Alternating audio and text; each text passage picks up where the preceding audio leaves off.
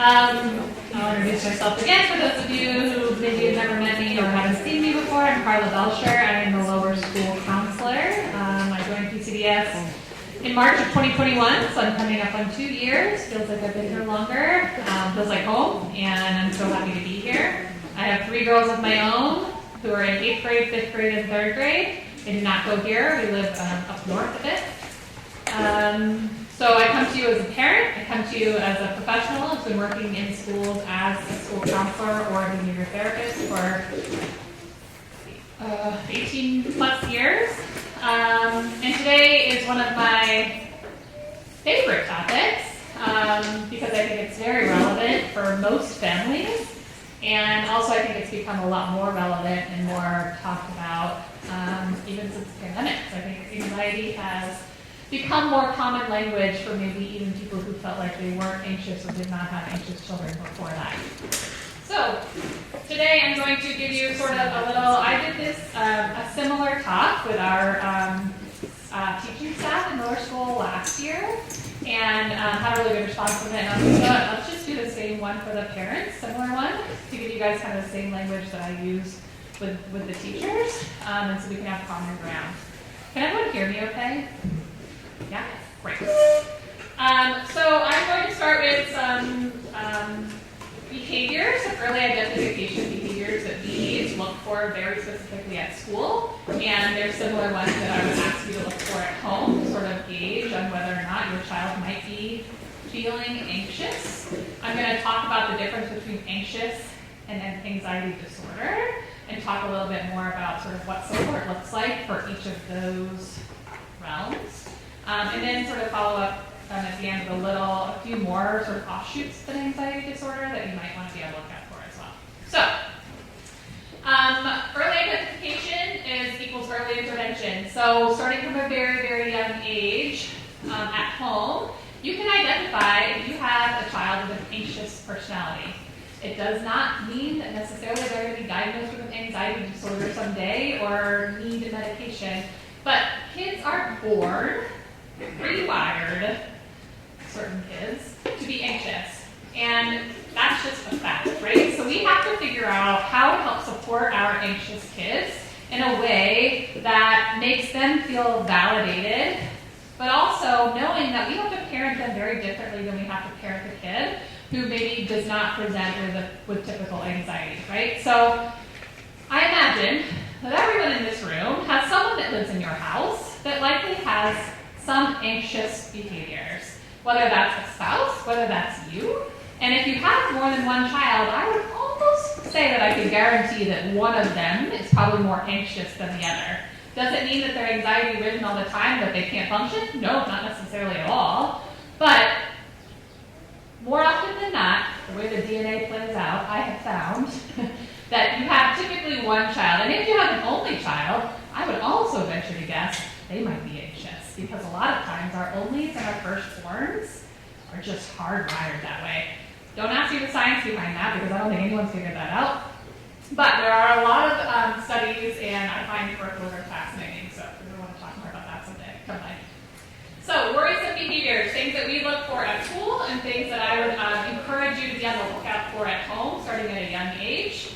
Again, when I say worrisome, I mean that your child's brain might be hardwired to be anxious. It does not mean that you necessarily need to go and do anything about it. It does not mean you have to go take them to a doctor or a psychiatrist or a psychologist right away. It means, hey, your kid's brain might be hardwired to be anxious. You might want to notice that, look at that, and figure out a different way to parent them that helps them feel more in control and more calm, right? So, first one, starting from a young age, those kiddos that have a very difficult time regulating emotions. And at a developmental level, right? So I'm not talking about a 2-year-old who throws tantrums. Great. Every 2-year-old throws tantrums, but I might be talking about the 2-year-old who throws a tantrum and it lasts a really long time, and you have a harder time getting them to sort of snap out of it and move on, right? That might be a sign that their little brain is in overdrive. Same with sort of outbursts or extreme irritability. Again, developmentally appropriate. But these are things that might also be something that you want to keep an eye on. Suddenly withdrawing from social interactions or consistently avoiding social interactions.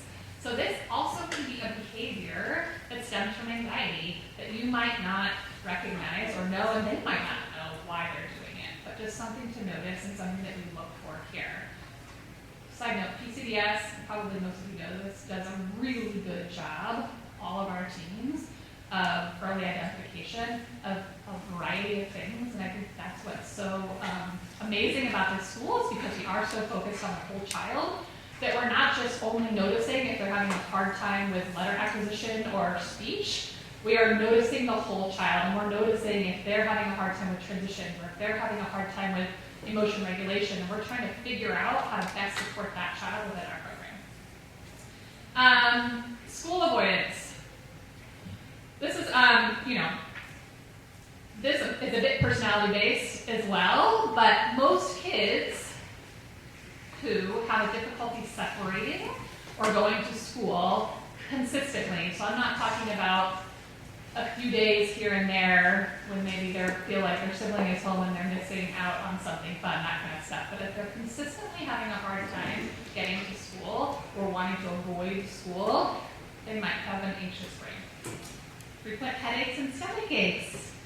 Does anybody have a child whose stomach hurts all of the time or who gets headaches frequently? We see it a lot here. We have, some frequent flyers in the nurses.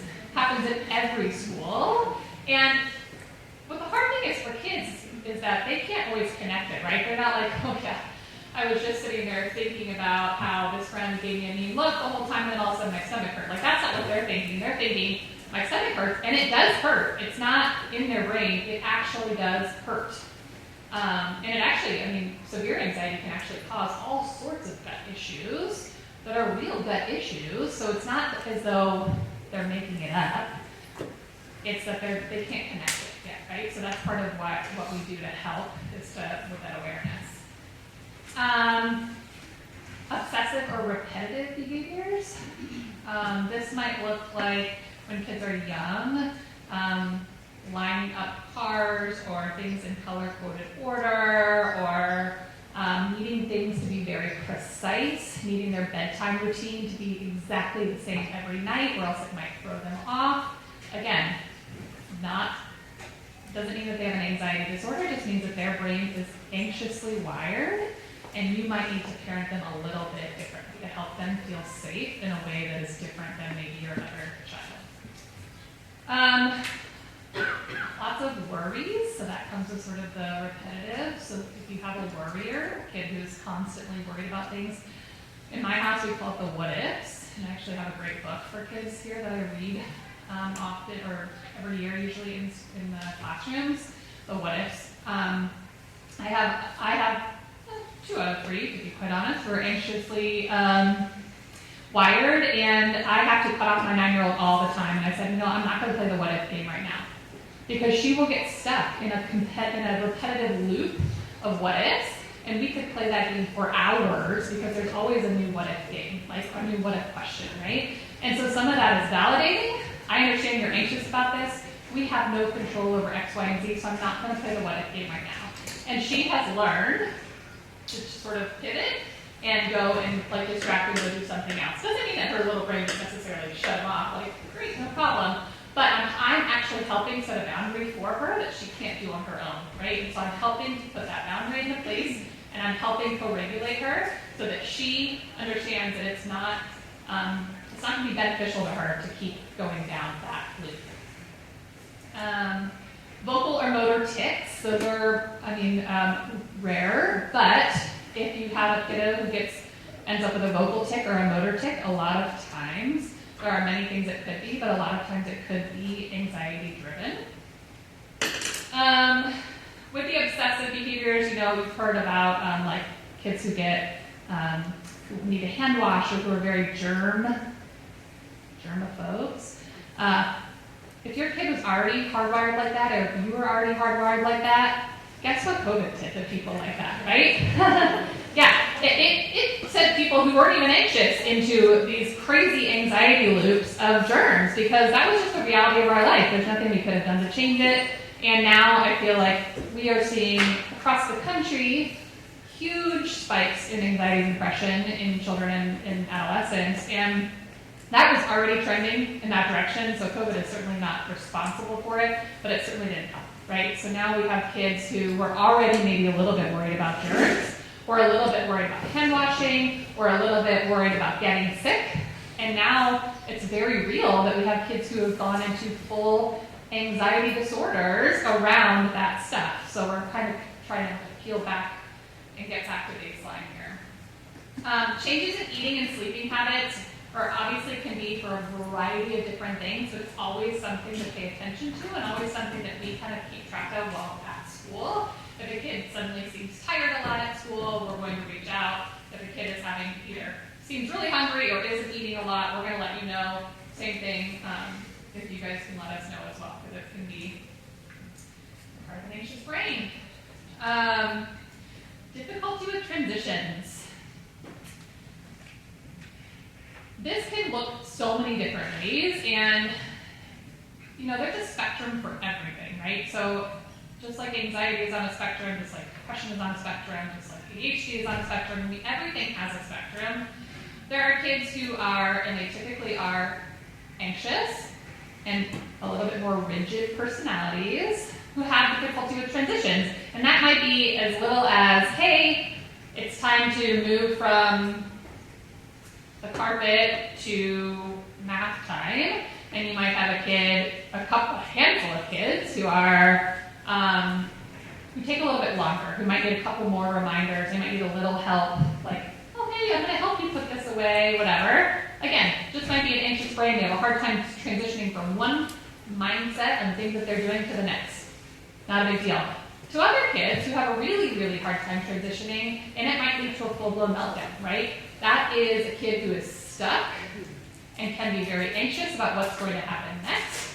There are the kids who need to know what the schedule is at all times. I don't know if you have any of those in your house, but I have a couple. I have one that literally has no idea what the schedule is ever. All right, fine, coping still, go for it. Just avoid. Great. I have another who needs to know every minute of every day what's going to happen, and it is literally exhausting, but that's what makes her feel safe. So again, parenting differently to different kids. It's a fine balance between helping them figure out what makes them feel safe, but not also enabling them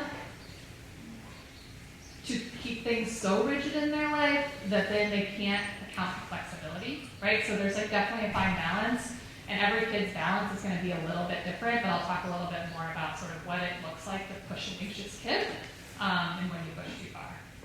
So my next, there's lots of other behaviors, but those are kind of some of the main ones.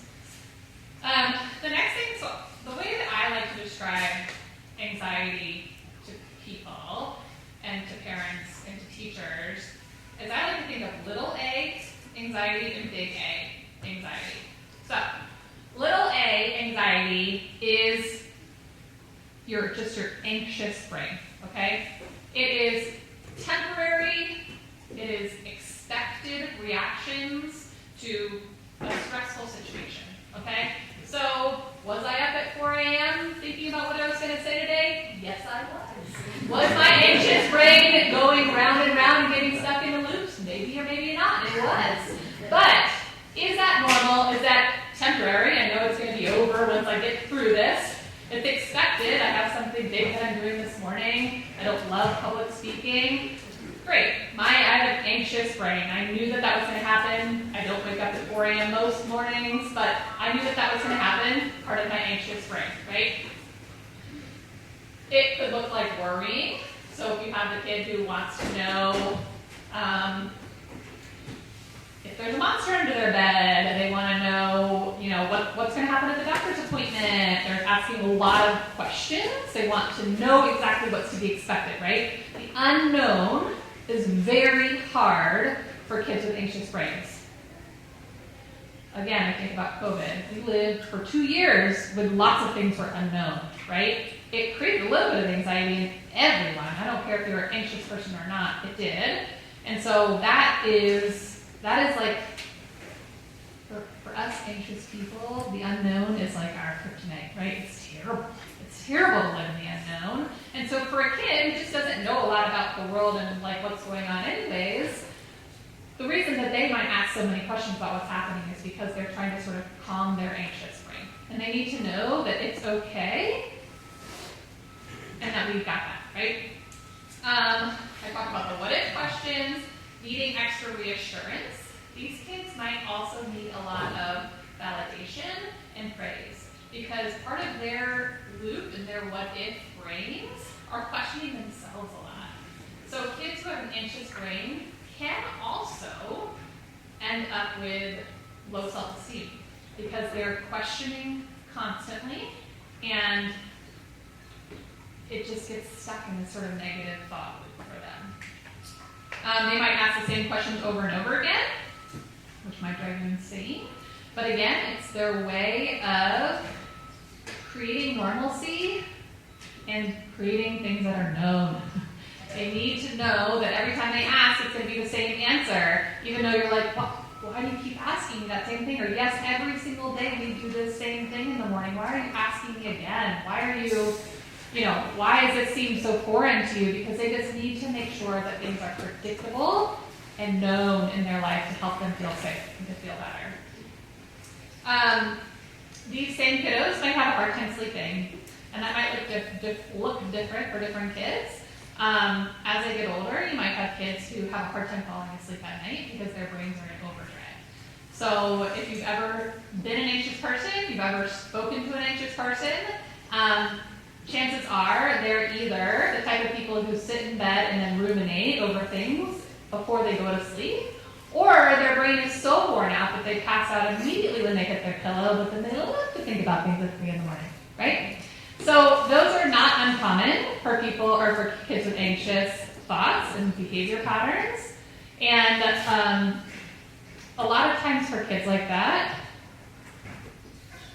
it's our inclination to try to get them to go to sleep, obviously.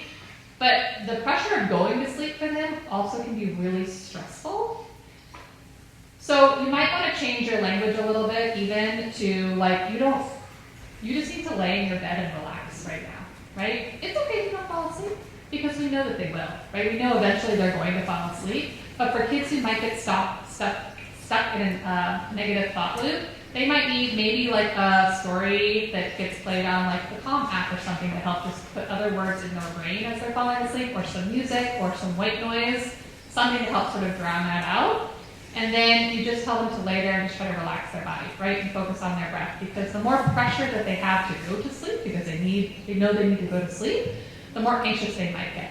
Like, I don't know about any of you, but if you've ever woken up in the middle of the night and you're like, I only have a couple of hours till my alarm goes off, and then all of a sudden you're like looking at the clock and you're like, oh my God, it's been 14 minutes. Oh my God, I still haven't gone back to sleep yet. And then you get stuck, right? Like, it's harder and harder to go back to sleep when you're so stressed about going to sleep. Kids experience the same thing. Let's see, trouble sleeping, fatigue, headaches, stomach aches, irritability, angry outbursts. These are all part of little a. These are all kids who are just wired with anxious brains that don't necessarily need any outside intervention, medication, diagnosis, anything like that. There will be very hard periods of time for these kids when they get triggered with some type of anxious event. And that might be something that you don't even know what it is. But they might go through phases where they're just living in a heightened sense of anxiety. And these are really hard on the family and really hard on parents. And can be hard at school depending on if you have a kid who holds it together really well at school but then falls apart at home. Or if you have a kid who is having a hard time and it spills out into every part of their life. These are phases, and I know that it's hard to see that sometimes, and we'll talk about sort of the criteria of when it goes from a phase to being something that needs more support. But these kids can get very stuck very easily, and it makes it hard on the whole family to get them unstuck, especially depending on their age, depending on their level of insight into what's happening for themselves. And their level of motivation to get unstuck. So I don't know if you've ever met anyone who gets stuck in an anxious or depressive episode, but then doesn't really want to do anything to get out of it because they feel so stuck and they're not ready to motivate to get out. Kids, that happens to kids too. They won't necessarily be able to verbalize that to you, but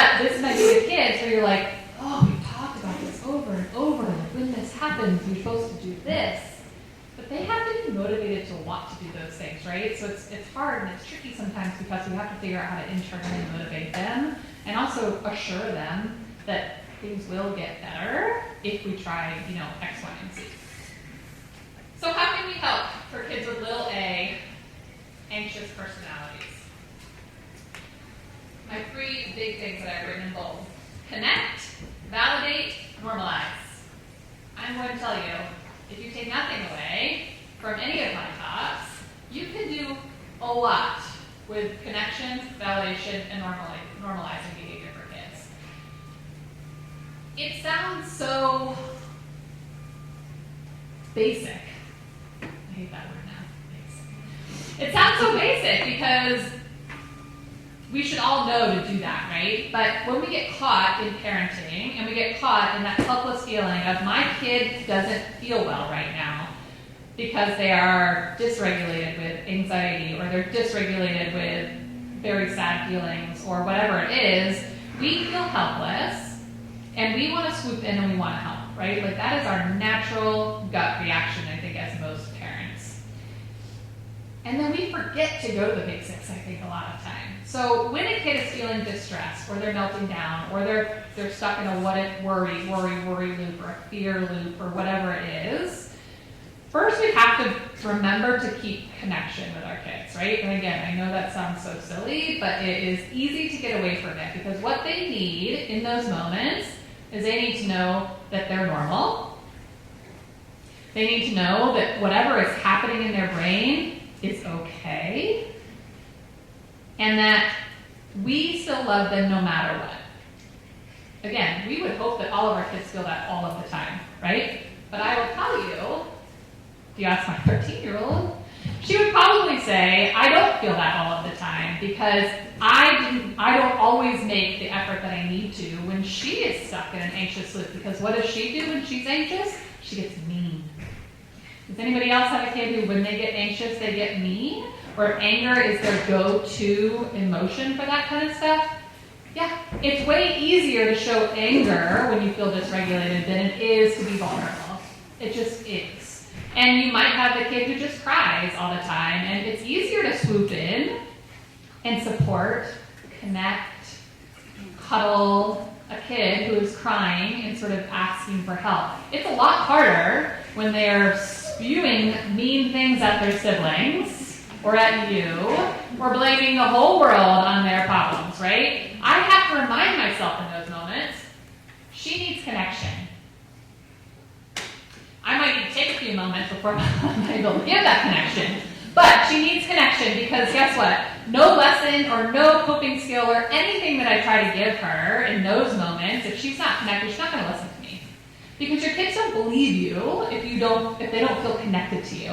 And kids go in and out of connection. Like you will have times where you feel really connected to your kids, especially as they get older, and other times you're questioning like, oof, I just haven't spent a lot of one-on-one time with them recently. I feel disconnected from them. It doesn't mean you love them any less. It doesn't mean that you're doing anything wrong. It's just sort of a natural ebb and flow, especially if you have multiple children where you're trying to, and you have a job and you have a spouse or whatever it is.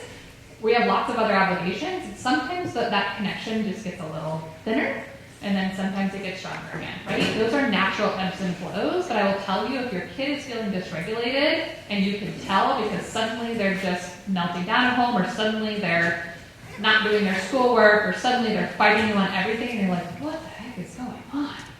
They might not know. They might not. But first I would encourage you to find a way to connect. And that means connecting on something totally opposite from what they're struggling with at that moment. So that might be like going out and taking a walk. For an older kid, that might be like my oldest daughter's love language is for me to buy her Starbucks or a sweet treat. So we might go out to Starbucks together and just sit and talk about something totally unrelated. And once I can see her regulate and come back down again to planet Earth, then I will try to then go in with it, like figure out what's going on, try to help her figure out what is struggling with her right now and what kind of coping skill that she or strategy she may or may not need, right? Connection. Normalizing. I would like to think that the majority of my job for you guys is even if I am not telling you a million things that you never heard before, I hope to normalize and humanize all of these things for you guys, so that you guys feel more human as parents. You understand that even someone who's been doing this as a profession for a long time, I still struggle with a lot of those things. Kids need that same thing, right? Kids need to know that what's happening in their brains is normal. Or, if nothing else, a lot of other people have it too. Because what we see, especially as teens get older, who grew up in households maybe they didn't talk a lot about brains or anxious, anxiety, or depression, or anything like that, when they get to teenagehood, they think that they're weird.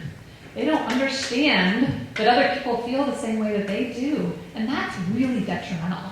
So if there's nothing else that you do with your child at a young age, other than teach them about what their brain is doing, which I'm going to talk about in a minute, connect with them, and just normalize, I'm telling you that right there will prevent so much for them as they grow older in their sort of developmental trajectory. For our little anxious guys and girls, we also, we do a lot of this at school, so we front load a lot. So we tell them what's coming up, right? And that works for a lot of kids. Like, a lot of kids would like to know what's coming up. So we have a schedule, we have a visual schedule, we have a written schedule. We talk about what's coming up, but we also help plan for the what if it doesn't go the way that you think it's gonna go, right? So our conscious discipline program does a really great job of, oops, that was unexpected, that didn't go the way we thought it was going to be, shoot, or maybe you're feeling disappointed. Is anyone else feeling disappointed right now? I'm feeling disappointed. So we're going to figure out how to move on, though. We're going to do X, Y, and Z, right? So kids, when I say that there's a fine line with anxious kids and helping them front load, there is, because while we want to front load for them and help them understand and feel safer about what's happening and what might be coming up, we also don't want them to be so scheduled and so rigid that if something doesn't go their way, that they completely lose it. Again, fine line, it's different for every kid, but I highly recommend naming it when it happens so that your kid can start to connect, oh, that's what this feeling is. Oh shoot, I was supposed to go to X, Y, and Z's house for a sleepover tonight. The mom just called and said they're sick and they can't go, and now your kid is spiraling, right? If they're little, maybe they're crying and having a meltdown. If they're older, maybe they're pissed off and yelling at everyone. I don't know. But we have to help them then get through those distressing feelings, right? Because anxious people don't like to go through anything that isn't predictable. They don't like the unknown, and when it happens, it naturally feels distressing to them. That's okay, it's part of life. We have to then help them get through those distressing feelings without dismissing. So it's really easy when our kid melts down about something that you think is so silly, but in their mind they had it planned and it was going to go this way, and then it didn't. And in our worldview now as adults, we're like, right, that is a little deal, right? Why is this whole thing, why did this just waste 20 minutes of our morning? But in their mind, it was catastrophic. So we have to figure out also then how to help normalize, recognize, all right, you're disappointed, I see that. Is there anything else you're feeling right now? All right, what can we do to help move on? Because we have no control, right? We have lost control of this situation, meaning that there's nothing we can do to change that. So we have to figure out how to bounce back. We call it bouncing back here. Reminding them that this is temporary. That is also a really big one. I don't know about you, but if you guys, as first-time parents, whenever your baby or your toddler went into some crazy phase of something and you were convinced that they were going to be like this forever, or that they would never, ever sleep through the night ever now because they just regress or whatever it is. And as you learn and as they get older and things go in and out of phases and you're like, whew, okay, that one did actually go away. And then by your subsequent kids, if you have more, you're like, okay, I know this is just a phase. I will in fact be able to get rid of the past someday when I'm ready to deal with that, but I'm not right now, so that's okay. But I know it's a phase, and I know that they will sleep again, and they will do X, Y, and Z. For them, they feel that same thing. So when their anxious brain is triggered, they are certain that it is going to last forever. And who would like to feel like that forever, right? It is a terrible feeling to be really nervous and anxious and worried about something. And so we have to remind them, it's temporary. I know this feels terrible right now, and I don't know how long it's going to last. It could last 5 minutes. It could last 3 days. It could last weeks. But we need to tell them, like, it will eventually go away. We just have to figure out how to get through it right now. And sometimes that's hard, right? One thing that I love to do is use the THINK acronym. And I teach my own children this in their house, and I don't do PowerPoint thingies, but I can, if you want me, you can either write this down or I can tell you afterwards. So think, I always ask my kids if they're stuck in a what if thought loop, or if they're stuck in a negative thought loop, I say, all right, let's do think. So you say, is this thought true? Is this thought helpful? Is this thought inspiring? Is this thought necessary? And is this thought kind?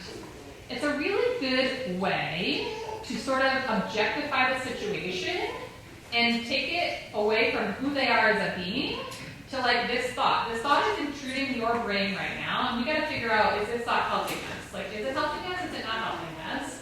And it helps them not feel like it is who they are, right? I love to externalize the brain for kids, and I teach them a lot about the brain, because I want them to know that their brain and what their thoughts are, like, doesn't have to be a part of who you are, right? It doesn't have to be the way that you identify, and you do have some control over it. I won't say we have 100% control, because some people are just wired to be anxious, and some people have chemical imbalances and all that kind of thing. But we do have the ability to work on things to make it easier for kids. And I think that for them, knowing what's happening for them is also just so relieving, because it again means like, this isn't me.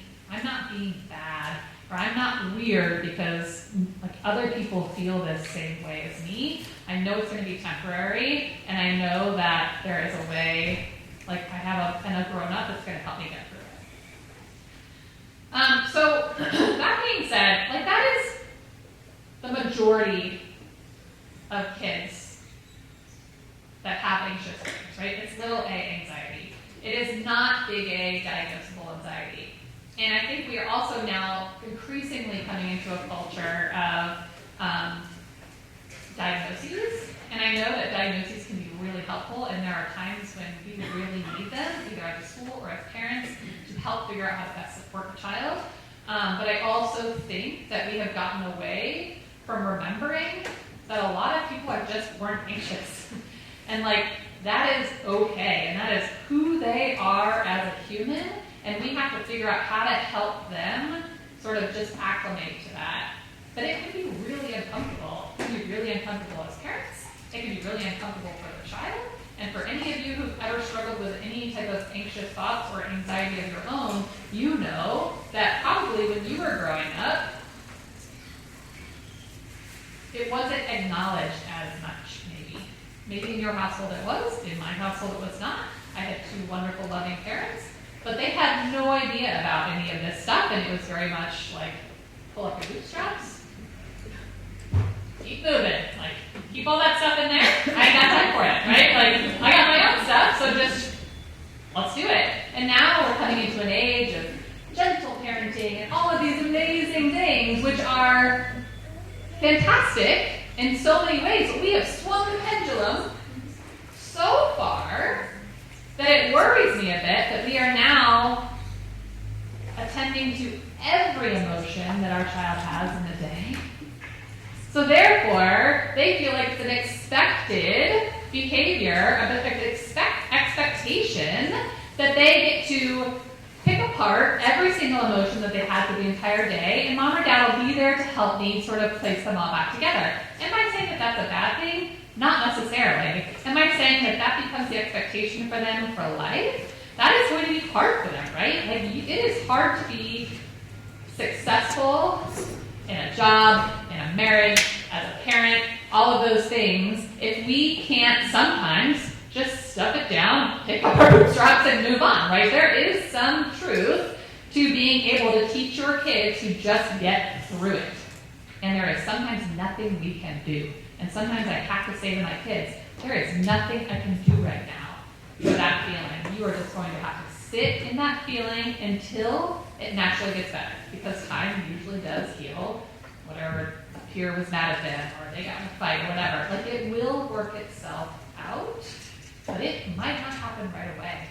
And then we have to deal with our own distress around that, and then we have to help them deal with it. So big A anxiety is, so these are kids who spend more time than not feeling anxious. So literally more hours in a day, or a week, feeling anxious than not. That is pretty rare. It might feel like your kid is doing that, but it usually is pretty rare. For kids with and these are kids who could be truly diagnosed with anxiety disorder, right? So these are kids who, their anxious feelings come out of the blue with no specific trigger or event. If you have ever met anyone who suffers from panic attacks, you will know that they will say, I was just sitting there, not thinking about anything, and suddenly a panic attack came on. And that is actually true, because that is a chemical misfiring in their brains, and it's not necessarily related to a specific trigger or event, right? So that is very different.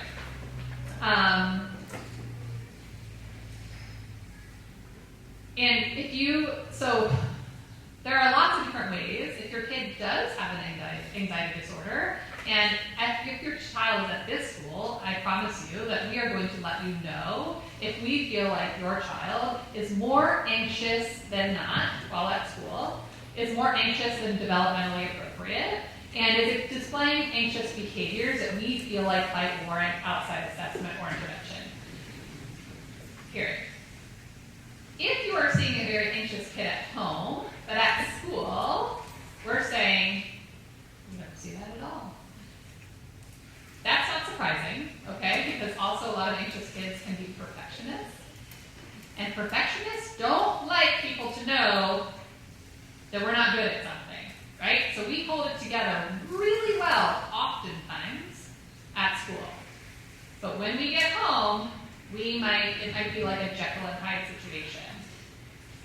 That happens to me in my house, and many parent-teacher conferences I've gone to over my years. I will look at them like dumbfounded, like, same kid. Like, this is the same kid. Like, she's wonderful. She transitions. She doesn't give you any pushback. She's friends with everyone. Shocking. Okay, great. Good to know, because when she gets home, she is a disaster and makes everyone's life in her path miserable. Some days. Love her. Love them. Just trying to give you a real experience here. So that being said, it does not mean that your child might not be suffering from anxiety. What it does mean, though, is that typically psychiatrists, pediatricians, or such will not medicate a child or diagnose them with an anxiety disorder if it is not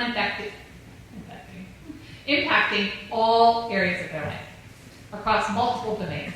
So they will say, are you seeing that at school? Are you seeing that at home? And are you seeing that in the community?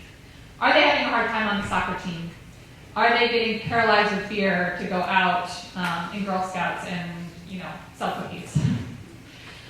It has to be occurring in all areas of their life, and that's true for most DSM-5 disorders. Has to be occurring in all areas of their life. So if you are worried that your child might have an anxiety disorder, first start by thinking to yourself and asking your child's teacher, is this impacting their day to where they cannot function in the same way that other kids are functioning? It has to be impairing their functioning, right? So they are unable to play, or they're unable to get to school, or they're unable to get past a negative thought loop, and they get stuck for like an hour at school and we can't get them to move on. Those are big, impactful things that are not allowing them to go on with their entire day, right? As a typical student, even an anxious student would be able to. And this is over a long period of time. So again, this isn't like, oh yeah, that happened to my kid a couple of times. Like, this is for weeks at a time. We're seeing that they're more anxious than not, and they're more anxious than not in all areas of their life. So,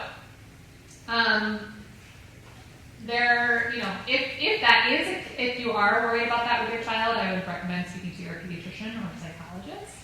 You can always bounce ideas off of me first. We do not do diagnoses here. CBT therapy, cognitive behavioral therapy, is still the frontline treatment for anxiety disorders. And that is basically changing your thoughts to change your behavior. So cognitive behavioral therapy.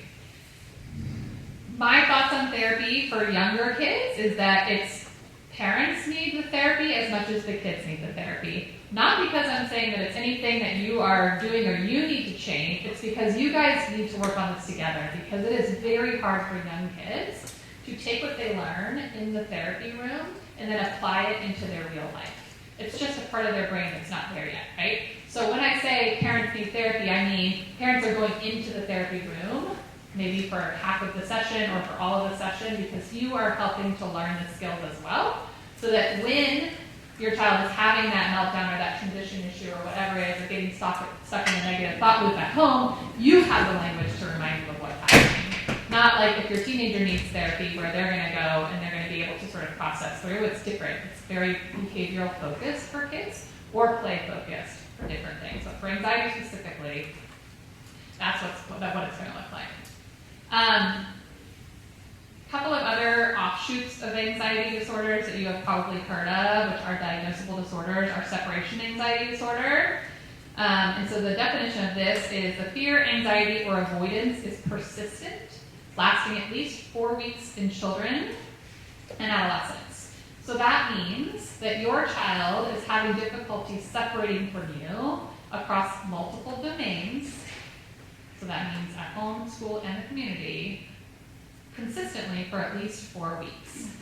Again, that does happen, but it's actually pretty rare that it lasts for that long. You have definitely, I'm sure, all had a child, maybe, although my first one was not like this at all, but who cried every single day at drop-off, but then was fine when they were there for the rest of the day, and they could walk onto the cheerleading or gymnastics field or whatever, and be fine. That's not going to be someone who's going to be diagnosed with a separation anxiety disorder. It just might be an anxious kid who's having difficulty with separation at that time. And then obsessive compulsive disorder is probably one you've heard of as well. That is not something that's typically diagnosed in young kids, but it can be. It's more typically diagnosed in adolescence or young adulthood. Most adults who have diagnosed OCD will tell you they for sure had symptoms when they were a kid. It's not that it doesn't happen, but for it to be a diagnosable criteria in a child, it's going to have to be pretty severe and lasting for a long period of time as well. All right, my last thing, when should you seek outside support? We kind of already talked about this, but if the anxiety is consistently impacting their functioning across all areas of their life, and can outside support be helpful, even if your kid is not diagnosed with an anxiety disorder? Of course. Like, I'm never going to say don't seek out therapeutic support if you don't want to. I'm not going to say it's unhelpful, but I am going to say that you probably have a lot of the tools that you need already to get your anxious kid through life without the support if they're not meeting the criteria for a full anxiety disorder. But we as parents sometimes feel like we don't have the tools that we need, and so I understand why people want to reach out, but and seek outside support and get that therapeutic support, and sometimes it's necessary. Other times, I think we just have to get through it. Just grin and bear it, help them with the tools, help them recognize, pointing out what's happening to their brain, and then teach them. Help with that self-regulation, help with that self-awareness. Self-awareness is huge. I have a couple of books that I'll leave up here. I also created for the teachers, so this is not, you're welcome to look at it, but it's a table, like what does it look like and what can we do? A lot of the things that I talk about, but it's anxious versus generalized anxiety disorder versus separation anxiety, OCD, specific phobias, and social anxiety. Childmind.org is an amazing resource for all things mental health, behavioral, all the things. They have lots of great research articles and resources for parents. Highly recommend childmind.org. I have a couple of books that I have read lately. When I show you these books, I don't know.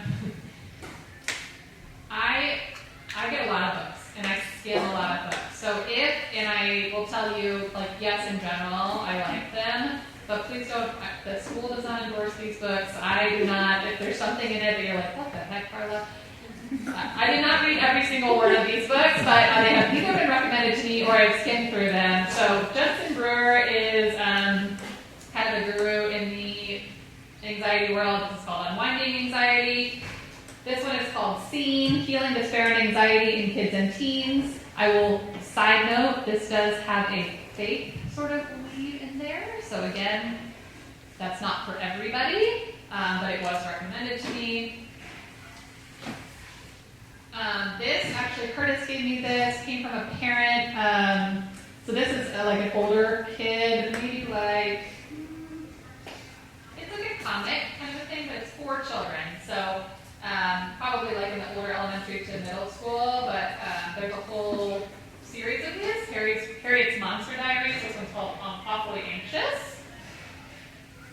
A little spot books, a little spot of worry. Such a great one for the littles. Listening to My Body. Find Your Calm, and then my all-time favorite, The What Ifs.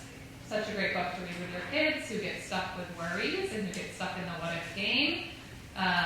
This is a really good one. That's all I have for you guys. If anybody has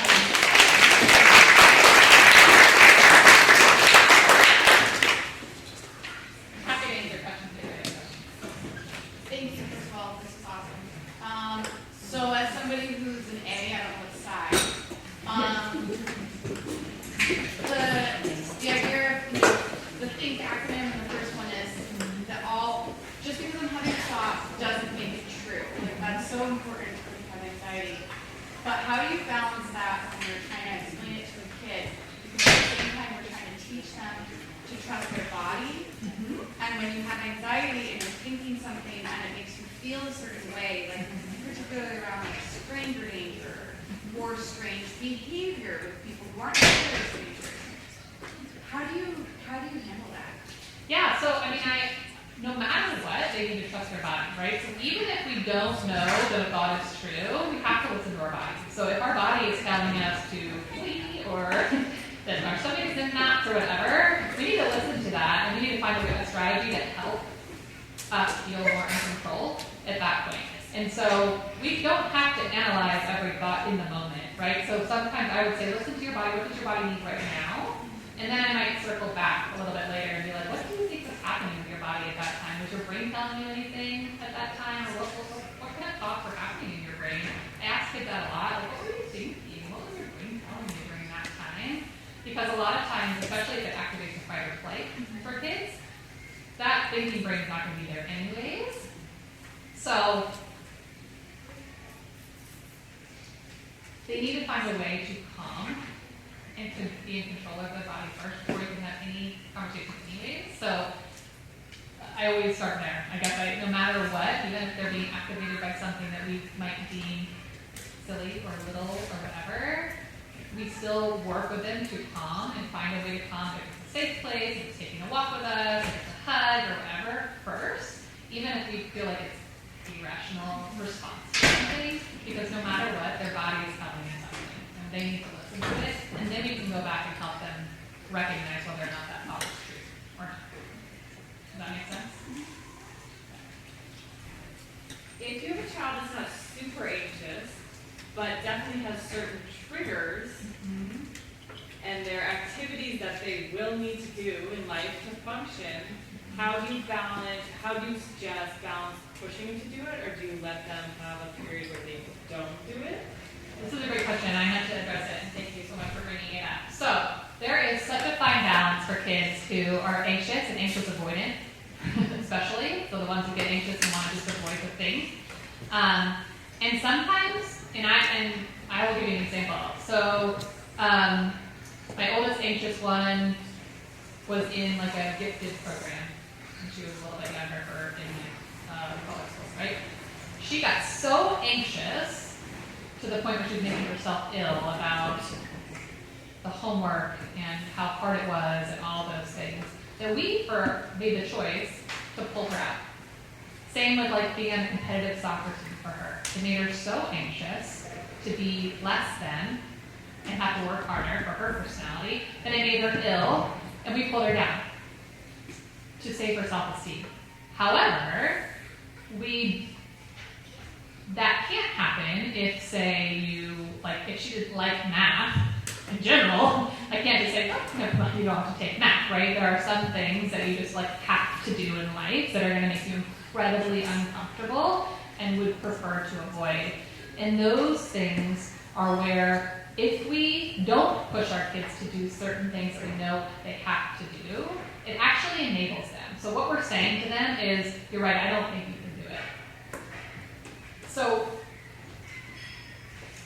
like separation. So for anybody who's ever had a kid in the morning that cries about drop off, if we just scooped them up and took them home every day, which maybe our mama heart at some points wanted to do, what we're saying to them is, I don't think you can do this either. You're right, it's too hard, the emotions are too big, it's too scary, you cannot do it.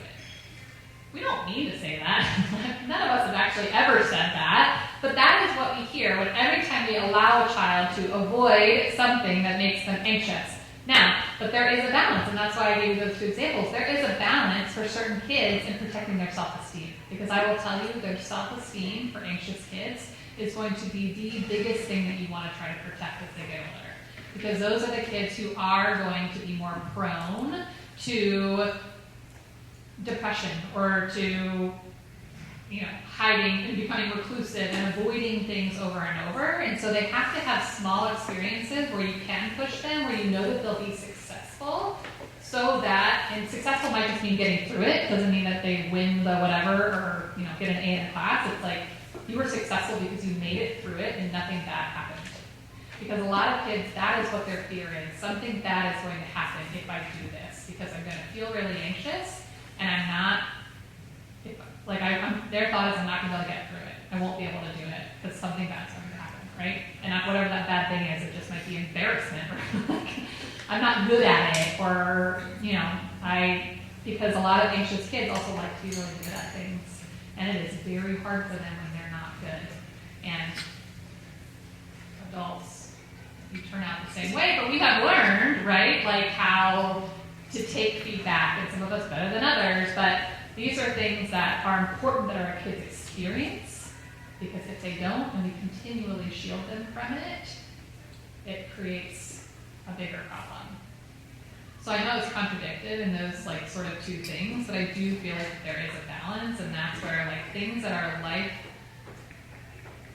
if I thought that her being in the honors program was going to be a life or it was going to change the trajectory for life in 4th and 5th grade, then maybe we would have made a different position. But in our parenting, we believed protecting her self-esteem in those positions was more important in the long run than it was for what the gains that she was going to get out of either of those competitive soccer versus a rec soccer program, right? She's not going to be a soccer star. I mean, she might be, but the chances are slim. So therefore, it's where is she going to feel better about herself, giving her some control in that? But again, if it was something else where it was she has to do it, you have to do it. I'm sorry, that feels really uncomfortable, and we're going to have to manage, and we'll help to manage all of the big feelings around that. It's tricky. It is a big balance because you have to push these kids sometimes. You can't with their fears, especially little kids who get stuck with fears, I'm really afraid of such and such. If you avoid such and such forever, what you're actually saying to them in so many words is, you're right, that such and such thing is too scary. We can't face it, right? Again, not what we're meaning to say. We're helping protect them because we don't want them to feel those big feelings.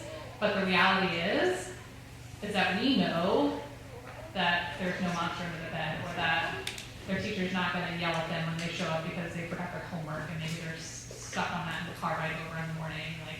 Nope, you're going to go do it, and we're going to see, and we're going to show you that it's not as scary as you thought it was going to be. There's a balance. There's no clear, cut and dry answer, unfortunately. Did that help at all? Yeah, thank you. Yeah. So this morning we kind of had an episode, and